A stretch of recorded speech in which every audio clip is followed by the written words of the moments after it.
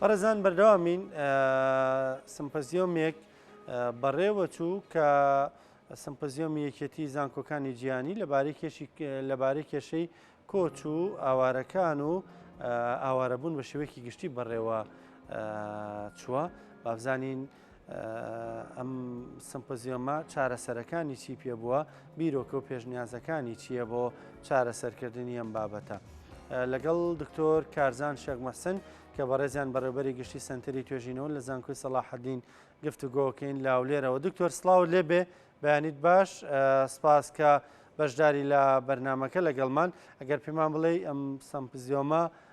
چی بوو، کێ تێیدا بەشدار بوو؟ سڵاو، بەیانیتان باش، بەیانی بینەرانتان باش لە هەولێرە قسەتان لەگەڵ دەکەین. ڕاستی بەست بۆ با بڵێن ڕاستکردنەوەی بابەتەکە ئێمە لە دوێنێەوە خەریکی کۆبوونەوەین بۆ سازدانی ئەو سیمپۆزیۆمە. ئەمڕۆ بەڕێوە دەچێت، بەڵێ سعات بەڕێوە دەچێت. بەڵێ ئەنجا ئەوەی کە کراوە لەم دووسێ ڕۆژەی ڕابردوو کۆبوونەوە لە نێوان ئەو زانکۆیانەی کە بەشدارن لەو کۆربەندە. ڕاستی کۆربەندەکە لە ڕێگای زانکۆی سەلاحەدین وەکو هۆست، وەکو با بڵێن میوانی ئەو زانکۆیانە کۆ کردوتەوە لە هەولێر کە ئەنجومەنی زانکۆکانی نێودەوڵەتین. ئەو ئەنجومەنە پێک دێت لە زیاتر لە 80 زانکۆ کە لە 30 وڵات بەشدارن زانکۆکان.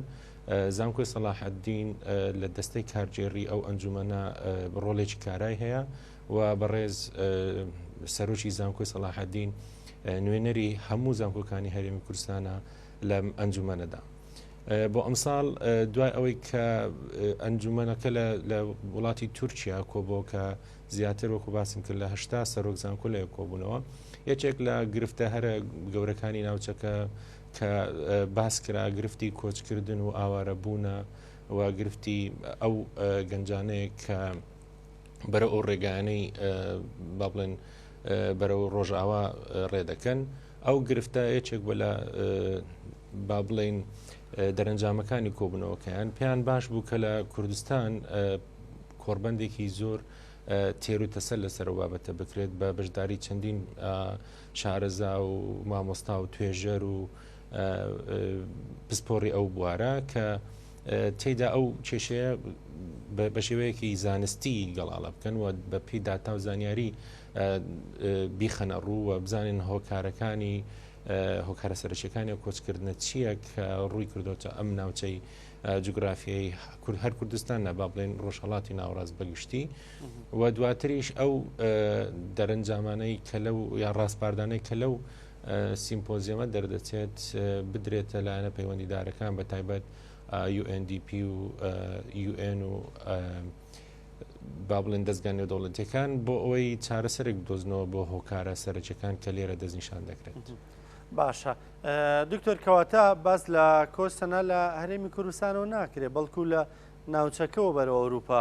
ینی لە وڵاتانی دراوسێشەوە مەسەلەن سووریا، لە ئێرانەوە، لە تورکیاوە، چونکە بەم دوایانە لە تورکیاش باس لەوە دەکرێت کە ژمارەی زۆر هاوڵاتیان هەوڵەدەن خۆیان بگەێنە وڵاتانی ئەوروپا بەتایبەت لەگەڵ تێکچوونی دۆخی داراییە لە وڵاتە. ڕاستە ئەوەی کە گرنگە وەکو باسم کرد، ئەو ئەنجومەنە نێودەوڵەتیە زۆربەی زانکۆکانی ئەم ناوچەیە لەخۆ دەگرێت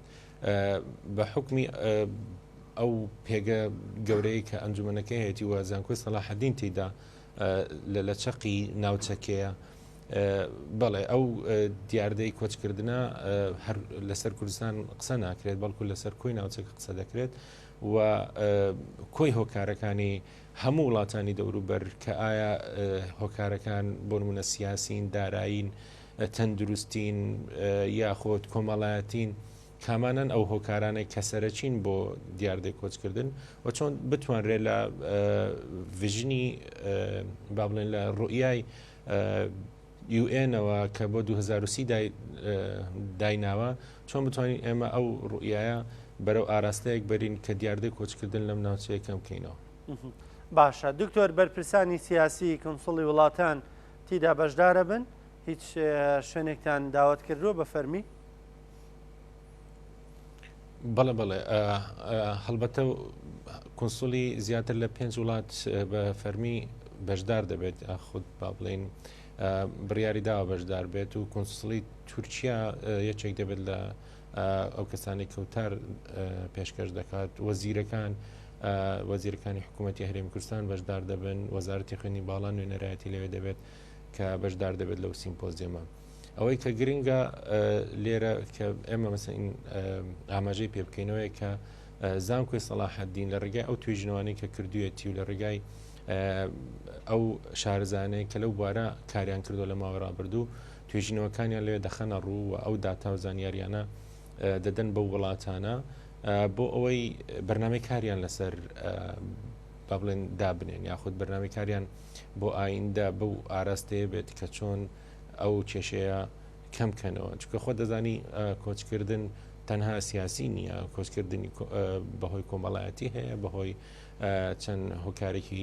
تەندروستی هەیە بەهۆی هۆکاری باشە کەواتە دکتۆر با بڵێن ئابووری هەیە دکتۆر ئەگەر وەکو ئەکادمیەک لە بەڕێزت بپرسم ئەنی هۆکارەکانی کۆچ با هەرێمی کوردستان باسکەین لە هەرێمی کوردستانە چین نی بۆ وڵاتیانیانوێت کۆچ بکەن وەکو دەزانین هەرێمێکی دەوڵەمەند بە سامانی سروشتی هەرێمێکی دەوڵەمەند جوگرافیایەکی جوان سروشتێکی جوان نی بۆیانەوەی لەم جوگرافیایەت کۆچ بکەن ئێرە بەجێ بێڵن خۆی ئەگەر سەیری هەرێمی کوردستان کە یەکێکە لە با بڵێن ئارامترین و باشترین شوێن بۆ ژیان لە ناوچەکە هەڵبەتە کۆچکردن ئەوەی کە بەپێی توێژینەوەکانی ئێمە دەریخستووە زۆری کێشەی کۆمەڵایەتی بووە هەتاوانی کە دەستنا با بڵێن وڵاتانی دەرەوە کاتێک کە کەیسەکانیان پێشکەش دەکەن ئەو داتا و زانیاریانە کە لای ئێمە زۆری کەیسەکان یا ئەوتە کۆمەڵایەتی بووە یان ئەوە تا هۆکارێکی تر بووە کە وای کردووە لەم کۆمەلگای شوێنی نەبێتەوە ئەو کەسەی کە لە کورسانەوە کۆز دەکات دەگمەنە هۆکاری سیاسی هەبێت یاخود دەگمەنە هۆکارێکی تری هەبێت بۆیش ئەوانەی کە لە کەیسەکانیان دەڕوانن لە وڵاتانی دەرەوە زیاتر لە ڕووی ئینسانی و کۆمەڵایەتیەوە قبولیان دەکەن وئیلا لە ڕووی نائارامی یاخود لە ڕووی نەشیاوی بۆ ژیان کوردستان بەعکسەوە شوێنێکی زۆر شیاوە و ئەمە بیرمان نەچێت لە ساڵانێکی ڕابردوو پێش ئەو با بڵێن هێرشە نەگریسەی داعش بۆ سەر کوردستان خەڵک بە پێچوانەوە کۆچی دەکرد لە دەرەوەی کوردستانەوە بۆ کوردستان دەگەڕایەوە بەهۆی ئەو سەقامگیری و ئەو گەشە ئابووریەکە لە کوردستان هەیە ئەمە پێمان وایە کێشەکان زیاتر کۆمەڵایەتیە زیاتر پەیوەستە بە نەگونجانی ئەو کەسانە لە ناو کۆمەلگای کوردستانی و با بڵێن نەدۆزینەوە یاخۆ دیار نەبوونی ئەو خۆیان لەناو ئەو کۆمەلگایە پێشی ساڵێک ئێمە یەکێک لە یەکێک لە بە ئەو شتەقاوەکەم بیرم نەچێت یەکێک لە کۆنفرانسە هەر گرنگەکانی ئێمە ئەوە بوو کە چۆن ئێمە بتوانین گەنج ئیمپاوەرکەین یاخود گەنج پەرەپێدانی توانەکانی گەنجان بە شێوەیە کە خۆیان بدۆزنەوە لەو کۆمەلگا کوردێکی ئێستا هەیە و لەو بازاڕە ئازاد و لەو فەزایە پڕ کارە چۆن بتوانن کەسێک بن کە شوێنی خۆیان بدۆزنەوە بۆی دیاردی کۆچکردن کەمکەینەوە ئەمەش بۆ ئەم ساڵیش هەر ڕاستە چکە بەڕای ئێمە ئەگەر تۆ گەنجێکت پەرە پێدا و توانەکانیت بەرەو پێش برد بیر لە کۆچکردن ناکاتەوە. دکتۆر پرسیاری منەوەی ینی پێدوانیە تێکچوونی دۆخی دارایی و ئابووری لە هەرێمی کوردستانیش لەم ساڵانەی دواییە بەتایبەت دوایی شەڕی داعش قەیرانی دارایی ڕووی لە هەرێمی کوردستان کرد ینی وەکو دەزانین موچە بەو شێوەی لات کە لە ڕابردوودا هەبوو دۆخێکی بێکاری گشتی ڕووی لە هەرێمی کوردستان کردووە یعنی ئێسا بەدەر لە فەرمانبەران ینی دۆخێکی ڕاستە لە ڕووی ئارامیەوە هەرێمی کوردستان هەرێمێکی زۆر ئارامە شانازی بە و ئارامیەوە کینەمومان بەڵام لە ڕووی هەلی کارەوە بە تایبەت بۆ گەنجان و بۆ توێژەی کە کوردستان جێدەهێڵن پێدوانیەنی دیوە ئابوووریەکەشی هۆکارێکی سەرەکی بێ لە کۆچکردن بۆ دەرەوەی وڵات خۆی وەکو باسم کرد بەپێی ئەو توێژنەوەی کە ئێمە کردومانە ئابووری هۆکار نییە بۆ کۆچکردن بەعکسۆ نەدۆزینەوەی خۆت لەناو ئەو ئابوووریە هۆکارێکە بۆ کۆچکردن ینی کەسێک کە توانستەکانی لەگەڵ ئەو پێشکەوتنەی کە لە کوردستانە هەیە ناگونجێت ناچارە پەنابەرێت لە شوێنێکی تر خۆی بدۆزێتەوە ئەوەی کە ئێمە توێژنەوەمان لەسەری کردو ئەوەیە کە ئەگەر گەنجێک هەموو با بڵێن سکیلەکانی تێدا بێت و بتوانێت ئەو بەهرەمەندی خۆی بەکار بێنێت لە دۆزینەوەی کار و هەلی کار لە کوردستان ئەوە کۆچکردن نابێتە با بڵێن بژاردەیەک بۆ ئەو گەنجانە بەڵام ئەو کەسانەی کە خۆیان لەم فەزایە نادۆزنەوە خۆیان لەو ئارامی و با بڵێن لەو پێشکەوتنە ئابووری کوردستان نادۆزنەوە هەڵبەتەوانن کە زیاتر کۆچ دەکەن دیاردەی نەدانی موچە یاخۆت ئەو دیاردە کاتیانە بە بڕوای ئەکادیمیا ئەوە نییە کە هۆکار بێت بۆ کۆچکردنی زۆری خەڵک زیاتر وەکو باسم کرد کاتێک تۆ لە کۆمەلگایەک شوێنی خۆت نادۆزیەوە وا دەکات کە لەو کۆمەلگایە دەربکەی جا ئەوە بۆعدێکی تریشی هەیە طبعاً ئینتیمایی ئینسانەکان بۆ نیشتیمانی خۆیان هەوڵدان بۆ خزمەتکردنی نیشتیمانیان دواتر ئەو تێگەیشتنەی گەنجان بۆ خاک و وڵاتی خۆیان ئەنجاش ئەو سکیل و بەهرەمەندیانەی کە هەیەە بەکارهێنانیان لە خزمەتکردنی وڵاتەکەیان ئێمە دەبێت لەسەر ئەوە کار بکەین بەڕاستی بۆ ئەوی ئەو گەنجانە شوێنی خۆیان بدۆزنەوە و بتوانن لەناو ئەو کۆمەلگا سەقامگیر و ئارام و پێشکەوت و با بڵێن بارە چاکە خۆیان جێگیر بکەن و بیر لە کۆچکردن نەکەنەوە.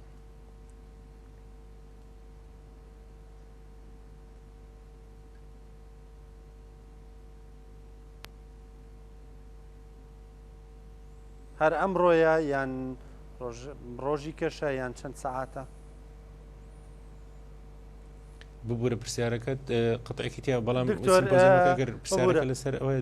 باشە پرسیارەکەمەوە بوتم سمپزیۆمەکە سعات دەی ئەمڕۆ دەست پێکات چەندێک دەخایەنێ هەر ئەمڕۆ بەردەوامە بێ یان دوو ڕۆژە گەرماوەکەمان پێ بڵێ. بەڵێ وەکو پێشووترش باسم کرد سیمپۆزیەمەکە ڕێخستنەکەی چەند کۆبوونەوەیەکی پێشووتری هەبوو لە با بڵێن لە پێشی هەفتەی ڕابردوو لە بەغدا لە زانکۆیەکی عراق لەوێ ئەو باسە کۆبنەوەی تێداکرا لەوێ باس کرا دواتر لە هەرێمی کوردستان دوو کۆبوونەوەی تری تێدا ئەنجام درا ڕێخستنەکە ئەمڕۆ وەکو با بڵێن ئیڤێنتەکەی ڕۆژی ئیڤێنتەکەوەی لە سێ ڕۆژە بەردەوامە لە کوردستان و لە هەولێر و لە زانکۆی سەلاحەدین خەریکی ئەو پرسین ئێمە. بەڕێز دکتۆر کارزان شێخ مەحسن بە بەڕێوەبەری گشتی سنتەری توێژینەوە لە زانکۆی سەلاحەدین سپاس بۆ ڕوونکردنەوەکانت سپاس کە لەگەڵمان بووی لە هەولێرەوە.